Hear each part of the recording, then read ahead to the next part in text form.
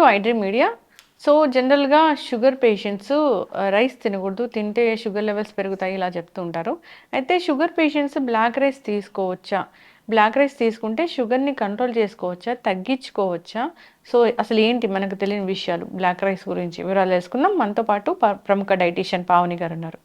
Ma'am నమస్తే అండి. నమస్తే అండి. మేడం జనరల్‌గా షుగర్ పేషెంట్స్ రైస్ తీసుకోకూడదంటారు. హ్మ్. రైస్ తీసుకుంటే షుగర్ లెవెల్స్ వెంటనే పెరిగిపోతాయా? అవును. రైస్ తీసుకుంటే సింపుల్ కార్బ్స్ కదండీ. హ్మ్. బ్లడ్ షుగర్ లెవెల్స్‌ని స్పైక్ చేసేస్తుంది హ్మ్. ఖచ్చితంగా. ఓకే. ఇప్పుడు దాని బదులుగా చాలా మిల్లెట్స్ వచ్చాయి. మిల్లెట్స్ హ్మ్. తీసుకుంటూ ఉన్నారు. అంటే హ్మ్. మిల్లెట్స్ తీసుకుంటే ఓకేనా? రైస్ తినాలని క్రేవింగ్స్ ఉన్నవాళ్ళు ఈ బ్లాక్ రైస్‌ని ట్రై చేయొచ్చా? బ్లాక్ రైస్‌ని ఖచ్చితంగా ట్రై చేయొచ్చు. హ్మ్. బ్లాక్ రైస్ తీసుకోవడం వల్ల కొన్ని హెల్త్ బెనిఫిట్స్ ఉన్నాయి. కంపారిజన్ చేసుకుంటే వైట్ రైస్ కంటే బ్లాక్ రైసే టాప్ ప్లేస్‌లో ఉందండి. ఎందుకంటే ఇందులో ఫైబర్ ఉండడం వల్ల, ఇందులో మెయిన్‌గా గ్లైసెమిక్ ఇండెక్స్ తక్కువుంటుంది. హ్మ్. గ్లైసెమిక్ ఇండెక్స్ తక్కువ ఉండడం వల్ల హ్మ్. బ్లడ్ షుగర్ లెవెల్స్ కంట్రోల్‌లో ఉంటాయి. హ్మ్. ఇన్సులిన్ ఇమ్మీడియేట్‌గా బ్లడ్ షుగర్ లెవెల్ స్పైక్ అనేది జరగదు. హ్మ్. సెకండ్ వచ్చేసి ఇందులో హ్మ్. ఫైబర్ ఉంటుంది. హ్మ్. ప్రాపర్ డైజెషన్‌కి హెల్ప్ అవుతుంది. గట్ హెల్త్‌కి కూడా బావుంటుంది. డైజెషన్‌కి హెల్ప్ అవుతుంది. బ్లాక్ రైస్‌లో ఫైబర్ ఉండడం వల్ల. మెయిన్‌గా యాక్చువల్‌గా బ్లాక్ రైస్‌లో యాంటీ ఆక్సిడెంట్స్ ఎక్కువుంటాయండి. ఇందులో యాంథోసైనిన్స్ అనేవి ఉంటాయి. హ్మ్. మనకు బ్లూబెర్రీస్, బ్లాక్‌బెర్రీస్‌లో దొరుకుతుంది. ఈ యాంథోసైనిన్స్ వచ్చేసి యాంటీ ఆక్సిడెంట్స్ మన బాడీలో ఇన్‌ఫ్లమేషన్, డయాబెటిస్ వాళ్ళకి ఏదైనా దెబ్బ తాకినా కూడా ఇన్‌ఫ్లమేషన్ వల్ల తగ్గదు తొందరగా. సో, ఆ ఇన్‌ఫ్లమేషన్‌ని తగ్గిస్తుంది. యాంటీ ఆక్సిడెంట్స్ ప్రాపర్టీస్ ఉంటాయి కాబట్టి మనకు ఆక్సిడేటివ్ స్ట్రెస్‌ని తగ్గిస్తుందనమాట. హ్మ్. మెయిన్‌గా ఇంకోటేంటంటే ఈ బ్లడ్ షుగర్ లెవెల్స్ స్పైక్ అవ్వకుండా జరుగుతుంది. ఫైబర్ ఉంటుంది కాబట్టి హార్ట్ హెల్త్‌కి కూడా మంచిది. బ్యాడ్ కొలెస్ట్రాల్‌ని తగ్గిస్తుంది. సో, ఓవరాల్‌గా చూసుకుంటేనైతే బ్లాక్ రైస్ హ్మ్. చాలా చాలా బ్లాక్ రైస్ వల్ల హెల్త్ బెనిఫిట్స్ ఉన్నాయి. హ్మ్. బట్ కంపారిజన్ చేసుకుంటే గనక by the end of the day rice is rice, hmm. Carbs is carbs.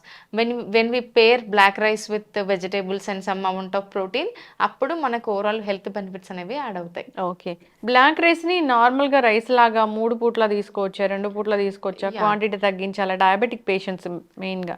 Yes అండి. సో, క్వాంటిటీ ఖచ్చితంగా తగ్గించాలి. మనం హ్మ్. ఏం తీసుకుంటున్నాం అనేది ఇంపార్టెంట్ కాదు. ఎంత తీసుకుంటున్నాం అనేది ఇంపార్టెంట్.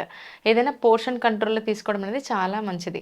సో, ఇంకోటేంటంటే ఈ బ్లాక్ రైస్‌లో ఫైబర్ అండ్ ప్రోటీన్ ఉండడం వల్ల మనకు కొద్దిగా తీసుకోగానే కడుపు నిండినట్టుగా అనిపిస్తది. Which is a good thing. హ్మ్. రైస్ అలా కాదు. రైస్ మనం ఒక పెద్ద కప్పు తీసుకున్నా కడుపు నిండినట్టు అనిపించదు. హ్మ్. సో, బ్లాక్ రైస్‌లో ఫైబర్ అండ్ ప్రోటీన్ ఉంటుంది కాబట్టి యాంటీ ఆక్సిడెంట్స్ గానీ, మనకి డైజెషన్‌కి హెల్ప్ అవ్వడం గానీ చాలా హెల్త్ బెనిఫిట్స్ ఉన్నాయి. హ్మ్. బట్ ఒక కప్పు రైస్ తీసుకొని దాంతో పాటు వెజిటబుల్స్‌ని ఎక్కువ తీసుకొని hmm. At the same time ప్రోటీన్‌ని యాడ్ చేస్తేనే మనకు బెనిఫిట్స్ అందుతాయి. లేకపోతే నేను బ్లాక్ రైసే తింటున్నాను అని చెప్పేసి 2 కప్స్ ఆఫ్ రైస్‌కి ఈక్వల్‌గా 2 కప్స్ ఆఫ్ రైస్ తీసుకొని కొద్దిగా కర్రీ యేసుకుంటే glycemic index blood sugar levels control అవ్వవు. Hmm. By the end of the day carbohydrates అంటే కార్బోహైడ్రేట్సే. ఖచ్చితంగా స్పైక్ అవుతాయి. ఓకే. మేక్ ష్యూర్ మనకు దానిలో ఉన్న బెనిఫిట్స్ అందాలి అంటే హ్మ్. ఒక కప్పు రైస్ పెట్టుకొని వెజిటబుల్స్ పప్పు ఏదైనా ఒక ప్రోటీన్ పేర్ చేసుకొని తీసుకుంటే మంచిది. హ్మ్. And portion control is very important. Okay. అంటే ఇప్పుడు డయాబెటిస్ ఉన్నవాళ్ళు ఫుడ్ తీసుకోవాలి అంటే ఎప్పుడైనా గానీ ఒక కొలత ప్రకారం మాత్రమే తీసుకోవాలా? ఒక కప్పు రైస్, యెస్. ఒక 2 కప్పుల వెజిటబుల్స్ ఇట్లా తీసుకోవాలా? ఇంకెట్లా తీసుకోవాలి? By the end of the day చూడండి, మనము డయాబెటిస్‌ని కంట్రోల్ చేయాలన్నా, ఏ లైఫ్ స్టైల్ డిజార్డర్‌ని హ్మ్. కంట్రోల్ చేయాలన్నా క్వాంటిఫైడ్ న్యూట్రిషన్ అనేది చాలా చాలా ఇంపార్టెంట్. హ్మ్. సో, మనం ఏ ఫుడ్ తీసుకున్నా గూడా కంట్రోల్డ్‌గా పోర్షన్ కంట్రోల్‌లో తీసుకుంటే బ్లడ్ షుగర్ లెవెల్స్ స్పైక్ అవ్వకుండా ఉంటాయి. హ్మ్. లేదు మనం సౌత్ ఇండియన్స్ ఏంటంటే హ్మ్. మార్నింగ్ ఇడ్లీ, దోసలు, మధ్యాహ్నం రైస్, నైట్ చపాతీస్ అన్న మైండ్ సెట్‌లో ఉంటారు. ఈవెన్ ఒక కప్పు రైస్‌లో ఎన్ని క్యాలరీస్ ఉంటాయో, ఈవెన్ ఒక కప్పు చపాతీ పిండిలో గూడా అన్నే క్యాలరీస్ ఉంటాయి. సో, చపాతీ ఒక కప్పు రైస్‌కి బదులుగా 4, 5 చపాతీలు తింటానంటే షుగర్ లెవెల్స్ ఏం కంట్రోల్ అవ్వవండి. హ్మ్. సో, కార్బ్స్‌ని కంట్రోల్ చేస్తూ మీరన్నట్టుగా వెజిటబుల్స్ ఎక్కువ తీసుకొని ప్రోటీన్‌ని పేర్ చేస్తేనే హ్మ్. మనకు బ్లడ్ షుగర్ లెవెల్స్ కంట్రోల్‌లో అవుతాయి. ఇలా చాలామంది ప్రీ డయాబెటిక్ స్టేజ్‌లో ఉన్నవాళ్ళు ఈ క్వాంటిఫైడ్ న్యూట్రిషన్ ఫాలో అయ్యి డయాబెటిస్‌ని రివర్స్ కూడా చేసుకోవచ్చు. ఓకే. Reverse yeah! అంటే మొత్తం తగ్గించుకోవచ్చా? యాహ్! మొత్తం హ్మ్. తగ్గించుకోవచ్చు. ఎట్లా? సో, చాలా మంది క్లయింట్స్ ఉన్నారు మా hmm. Clients. Pre diabetic stage. Hmm. అంటే మెడిసిన్ స్టార్ట్ చేయకముందు ఫస్ట్ టైమ్ డయాగ్నోజ్ అయినప్పుడు హెచ్‌బీఏవన్సీ చేస్తారండి. హ్మ్. హెచ్‌బీఏవన్సీ is 3 months average sugar level test. Hmm. అందులో హెచ్‌బీఏవన్సీ వాల్యూ వచ్చేసి 8, 7 ఉన్నా కూడా దే కెన్ రివర్స్ ఇట్. హ్మ్. ఎందుకంటే ఇది లైఫ్ స్టైల్ డిజార్డర్. మన లైఫ్ స్టైల్ సెట్ చేసుకుంటే సరిపోతుంది. హ్మ్.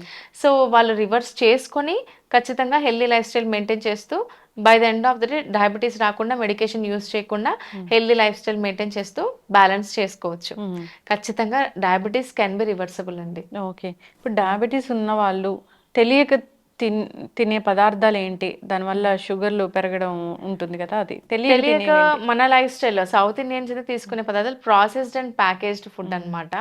సో, మనం ఎక్కువ దానికే ఈజీ థింగ్స్‌కి అలవాటు పడిపోతూ ఉంటాము. హ్మ్. అంటే like packaged and processed food అయితే ఖచ్చితంగా మన బాడీని ఎఫెక్ట్ చేస్తది. ఇంకోటేంటంటే మనము క్రేవింగ్స్ రైస్ తినకుండా ఉండలేమండి. 2 డేస్ ఉంటామేమో గానీ థర్డ్ డే ఖచ్చితంగా హ్మ్. రైస్ మీద క్రేవింగ్స్ వచ్చేస్తాయి. సో, ఇంకోటేంటంటే ఈ రైస్ క్వాంటిటీ ఎక్కువుంటది. ఇది తెలియకుండా నేను తినేస్తున్నాను కదా! నేనేం తినట్లేదు. బయటి ఫుడ్ మొత్తానికి తినట్లేదు. ఇంట్లో ఉన్న ఫుడ్డే తింటున్నాను. అయినా నాకు డయాబెటిస్ వచ్చిందని కొంతమంది అనుకుంటూ ఉంటారు. హ్మ్. ఇంట్లో కూడా మన కార్బ్ లోడ్ ఫుడ్సే ఉంటాయి. హ్మ్. సో, రైస్ అయినా, చపాతీ అయినా ఏదైనా. ఎప్పుడు మరి ఇది ఓవర్‌కమ్ చేయొచ్చు అంటే సపోజ్ చపాతీ తీసుకుంటున్నారనుకోండి. హ్మ్. అందులో సోయా చంక్స్ ఫ్లోర్ యాడ్ చేసేసి దాంతో చపాతీ చేయడం వల్ల ప్రోటీన్ యాడ్ అవుతుంది కాబట్టి షుగర్ లెవెల్స్ స్పైక్ అవ్వదు. ఈవెన్ డయాబెటిస్ వచ్చే ఛాన్సెస్ ఉండవు. హ్మ్. ఎప్పుడైనా కార్బ్స్‌ని తగ్గించుకుంటూ మెయింటైన్ చేయాలి. హ్మ్. మనకు తెలియకుండా తీసుకునేది మెయిన్‌గా కార్బోహైడ్రేట్స్. హ్మ్. సెకండ్ వచ్చేసి స్వీట్స్. ఇంతకుముందేంటంటే ఫంక్షన్స్ అప్పుడు మన తాత వాళ్ళ టైంలో గానీ, ఎప్పుడైనా ఇంట్లో శుభకార్యం అయితేనే స్వీట్ చేసేవాళ్ళు. హ్మ్. ఇప్పుడేమవుతుందంటే ఎప్పుడు ఇష్టం వచ్చినప్పుడల్లా స్వీట్స్, ఐస్ క్రీమ్స్ ఆర్డర్ పెట్టేసుకుంటే వచ్చేస్తాయి. హ్మ్. ఎక్కడైనా సరే వీధి వీధికి స్వీట్ షాప్స్ ఉన్నాయి. మనం ఇష్టం వచ్చినట్టుగా ఇవి ఇంటేక్ చేస్తూనే ఉంటాం. అవునవును. యెస్. సో, ఇది ఒకటి. హ్మ్. ఇంకోటి హోమ్ మేడ్ అని చెప్పేసి హ్మ్. చాలా మనకు అదైపోతుంది. సపోజ్ బయట కేక్స్ అసలు మంచిది కాదు. హోమ్ మేడ్ కేక్స్ మంచిదని చెప్పేసి ఇంట్లో గూడా కేక్స్ తీసుకుంటూ ఉంటాం. హోమ్ మేడ్ కేక్‌లో కూడా జాగరీ అయితే యాడ్ చేస్తారు కదండీ! హ్మ్. ఈవెన్ షుగర్ యాడ్ చేయకున్నా కూడా. అది కూడా ఇండైరెక్ట్‌గా షుగరే కదా! హ్మ్. సో, షుగర్ ఎక్కువ తీసుకోవడం వల్ల ఇండైరెక్ట్ షుగర్ అన్నమాట. అంటే ప్రాసెస్డ్ ఫుడ్‌లో గూడా మనకు షుగర్ అనేది యాడ్ చేస్తారు. ఇప్పుడు టొమాటో కెచప్ ఉంది. అది టొమాటో కెచప్ అంటారు. హ్మ్. అందులో షుగర్ కంటెంట్ ఉంటుంది. టూ మచ్ సాల్ట్ కంటెంట్ ఉంటుంది. హ్మ్. And packaged food suppose readymade noodles కానీ కంప్లీట్‌గా కార్బోహైడ్రేట్స్, హ్మ్. కంప్లీట్ మైదా. మనకు మన తినడానికి తియ్యగా ఉంటేనే మన స్వీట్స్ తీసుకుంటామని అనుకుంటాం. కానీ తినడానికి తియ్యగా లేకున్నా గూడా కార్బోహైడ్రేట్స్ ప్రెజెంట్ ఉన్న ఫుడ్స్ తెలియకుండా తీసుకొని హ్మ్. దాని